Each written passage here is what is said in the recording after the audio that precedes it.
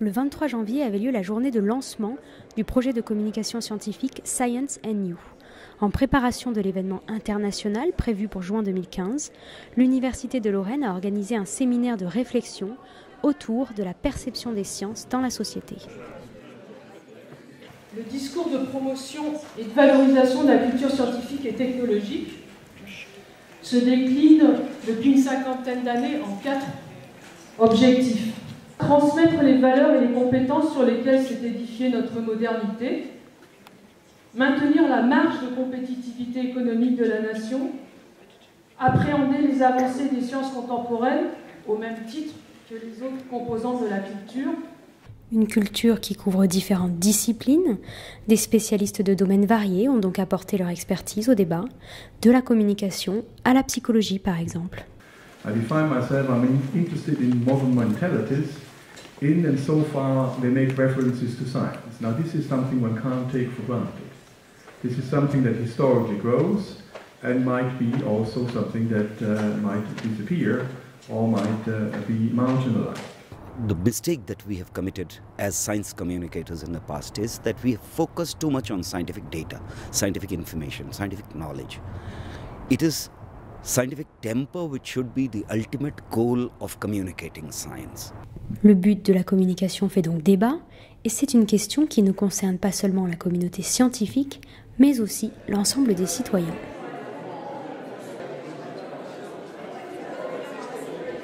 Nous vivons dans une société qui est profondément remodelée par les sciences.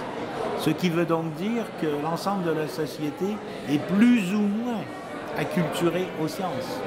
Il est donc nécessaire d'engager un dialogue entre ces gens qui vivent en quelque sorte le quotidien d'une société transformée par les sciences et les scientifiques eux-mêmes.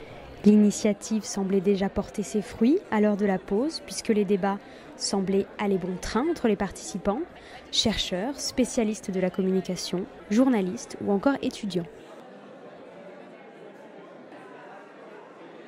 Après le déjeuner, les participants ont pu assister à un intermède musical sur le thème des chants diphoniques de la Mongolie et leur application scientifique.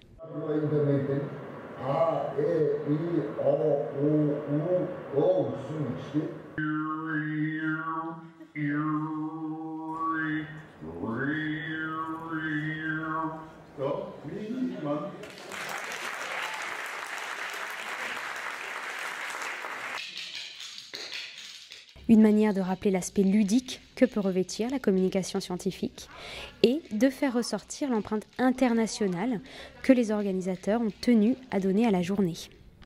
La question de la culture scientifique en Chine ne se pose pas de la même façon qu'en Inde, ne se pose pas de la même façon qu'aux États-Unis, ne se pose pas de la même façon.